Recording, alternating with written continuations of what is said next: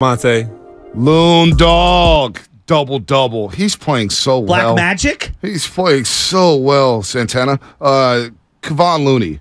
Let me pull up these numbers here. He's playing out of his mind. 185 consecutive games he's played in the regular season. You look at all the double-doubles. It's 14th of the season, third in the last 4 games. I mean, his 31st game with at least 10 or more rebounds. He's playing big, man. Where would the Warriors be without Kevon Looney? He's come so far in his career. 27 minutes, 52 seconds, 4 or 5 from the floor, 4 or 6 from the free throw line.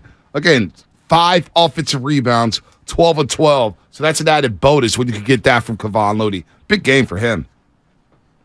Yeah, absolutely big game for him. Where would they be without him, you asked? I was going to say not in the position that they're in right now. I think they would be probably out of the play-in scenario. Right. Like, I'm dead serious on that. Think of the stability that he's provided in terms of just banging with bigs. Right. They have no big men. Mm-hmm. I mean, Dallas has a plethora of big men, and they got JaVale McGee on the bench. They're 28th in the league when it comes to 28th in the league when it comes to shot blocking. They're one of the worst rebounding teams in the NBA, so they have no size. I thought the Warriors or Dallas. Dallas. So and I feel like they have more bigs than us. Well, Christian Wood's not really a big. No, he doesn't not. play big. JaVale McGee, I mean, come on. He played 9 minutes a game with the Golden State Warriors, and that was damn near 5 years ago. All right? So JaVale McGee, if you're counting on him to be a big or an important big on your team, he's a role player. He's a role player, and he always has been. There's nothing wrong with that. But Dallas is small. Now, if you play Philadelphia, we'll see if Embiid plays. He has a calf strain. That would be a blessing in disguise if he doesn't play against the Warriors. But Karl-Anthony Towns is back. Jonas Valanciunas is coming up on the schedule. So it's important for Looney to play big, but it's also important for the Warriors to have that balance offensively. 39 three-point attempts. They average 46 a game. So they were under their average last night in Dallas. They went to the basket. They went to the cup. And they were 38-51 from shots inside the arc yesterday. Going to the basket, hitting the mid-range jumper, not just relying on a 3 or chucking up the 3-point shot. Klay Thompson only attempted 9 shots last night, 4 threes. Shot discernment was a thing last night. Yeah. So I like the balance that the Warriors had, going to the basket and feeding Looney, feeding Draymond, and getting Kuminga involved in the paint. Well, it felt like Steph Curry made a concerted effort to get everyone involved yesterday. I think that he realized they were running him off the three-point line, and it opened things up for others. And I thought that was a big step forward. That if there's one minor, I mean, this is minor criticism of Steph Curry at times, I feel like maybe he doesn't involve some of the others because his game is so dynamic and he can carry them. Mm-hmm. It's so difficult to guard when other guys are hitting. And, like, there was a couple plays. Him and Klay were coming down, and they ran to go cover Klay Thompson, and then they were going to try to play Steph Curry for the 3, and he just did a slight hesitation. Yep. Boom, layup. And then he does it again, and boom, he does a sweet pass to Kevon Looney for a wide-open dunk. And it's like, dude, if he can get some of these other guys playing just a tick better, the floor opens up for him. Yep, no doubt. What's his career high for assists? Who's that? Steph Curry. I don't know what it is in a game. In a game, I would guess 15. When was the last? Like, I'm off the top of my head. He's had a lot of double-doubles this year, actually. Yeah, but 13 plus assists. I can't remember the last time he had 13. That feels like a lot, and maybe I'm misremembering. 20 points, 13 rebounds. That was his 12th double-double of the season. It was his 7th 10-assist game of the season. 7, wow. And they're 6-1 when he has 10 or more assists. So there you go, Stephen Curry. Let's take some calls. We'll figure that out. Don't you think that he could, as the years go on, he will. He could uptick that. That's why I think he's going to age gracefully. I SF Bay Drummer down at H-Town. What's up, SF Bay Drummer? What's good, my guys? What's going on, man? Today, the Warriors, nothing much, man. The Warriors didn't mess it up. I had a good night. I could sleep well. Snowfall messed me up. But, oh, man, did it mess me? Oh, my God. Oh. I'm so... Yeah, but, you know... Go ahead. Yeah, man. But, yeah, man. But I was happy to see the Warriors kind of, take control of the game, didn't let it get too far from them, and really work it out and get everything going because they know what time it is. And, man, Mark Cuban, y'all need to get the sounder for Cat Williams ready, man. Po little tink-tink. Like, he's just crying. I swear, Texas has the best irrigation system in the United States, man. All their water system is just used with tears. Houston Rockets from years ago just crying and crying. And then Dallas, from the Cowboys to the Mavericks, you take your pick. just cry.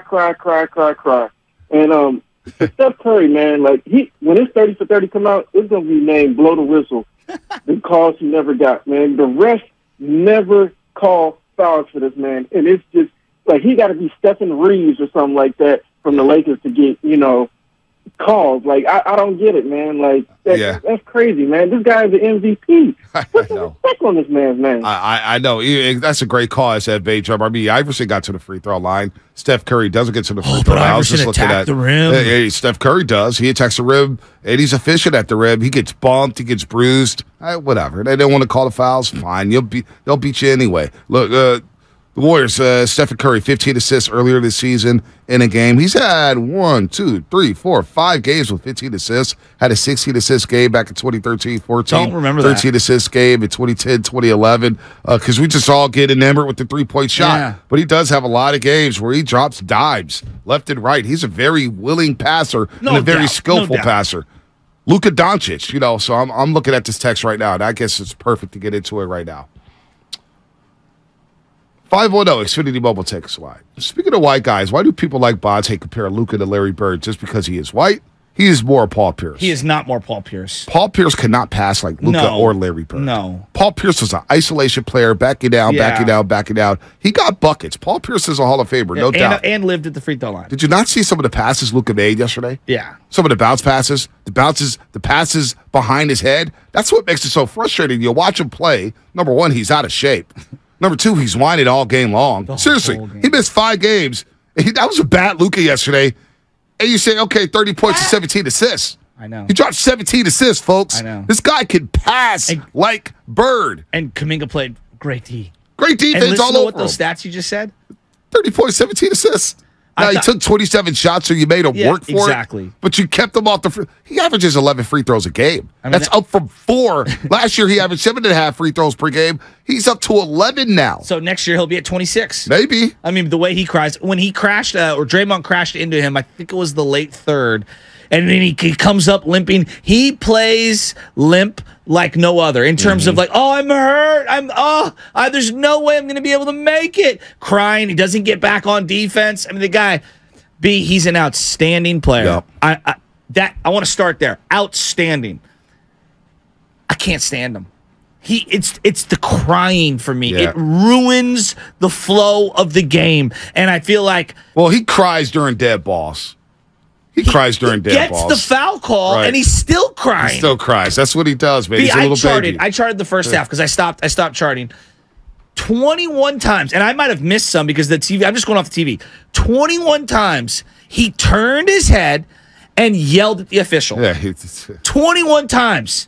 That's what these guys do. In the first half. That's what these guys do. Luka cries. Harden cried. LeBron cried. Draymond cried. Like this is a problem. This is the NBA player. No, I know, but it's a problem. It's a huge problem. What do the former NBA players say to you, like with the crying? It's too much. Okay, they agree with me. They agree with me. We all know they've been crying. That's what turned me off from James Harden. Yes. Was all the crying. I feel like Luka argues more. He may have won up Harden. He may have won up Harden. I mean, every possession, it's hands up in the air, hands down. He's turning, he's talking to official. He doesn't get back on defense. What Mike Bassick said was so true. He does not get back. No, he doesn't. And he's just crying and complaining. And it's nonstop. When the face of your organization in the NBA for a long time, LeBron James, who was the face of the league for a long time, he cried incessantly. And we ignored it. He whined. The tantrum he threw at the end of the Boston game earlier this season, I've never seen anything like that. Yeah. He didn't get a technical or nothing. I know. Well, that's the other thing. So that's the problem. Your top players are bitching and moaning all the time. They're whining, crying, left and right, punking these referees. Now these referees can't blow the whistle, and they're inconsistent. So the Lukas, the Hardens, Trae Young, the LeBrons, Trae Young's. I can't watch Trae Young. He all cries. And they all want to crash into people and initiate contact. Instead, just play the game. And you know what? Just play basketball. And you know what? The Warriors this year have done a lot of crying. I agree. Draymond is at the top of the list over the body work of his career. But here's what I'll say about Draymond. Does he complain a lot? Absolutely. But when I look at his offensive usage rate in comparison to those other guys that you're referencing, not only does Luka cry on every defensive possession where he gets a foul call on him or he doesn't, and he's looking for a charge or whatever, it's every offensive possession. And he has the ball in his hands even more than Draymond. Now, does Dre... Trust me, Dre is in the starting five of guys who complain to officials. I am not here to deny it, but I cannot stand And the thing is with Luka, Luka's so good. Well, he's so good. Now Dre, it gets too much, but I will. But he doesn't handle the ball as well. But now you understand why I couldn't stand James Harden for so long. Oh, it totally makes sense. It totally makes sense. But I would say this: that the officials, it's now out of their hands. Adam Silver needs to step up and be a commissioner, and he needs to sit down with these top dogs. That's why I love Giannis more than some of these guys, because he doesn't do the complaining. He needs to sit down with these top dogs and say, guys, it's got to stop. It's got to stop. The camera is on you all game, and you're constantly crying and whining to the officials. It's a put-off, and not only I'll say this with Luka, it slows the flow of the game. Well, I don't know if it slows down with all the crying during dead balls. I don't know if it really slows down the pace of the game. Mavericks play slow anyway. But let me say this about Luka: why I don't despise him as much as I do Harden, is because Luka will go down on the block. Agreed. And he'll play some bully ball. And he'll go to the rack, and he'll try to finish, and he's so strong. I think Luka's going to be better than Harden all time. Yeah, I mean, Wouldn't you agree? The way he passes, the way that he's got eyes in the back of his head, his court vision, the guy's a stud. He's ridiculous. I don't want, the crying, I get it. It turns people off. But he's so good. But he's a great player, and he's more diverse than James Harden was when he was at the Houston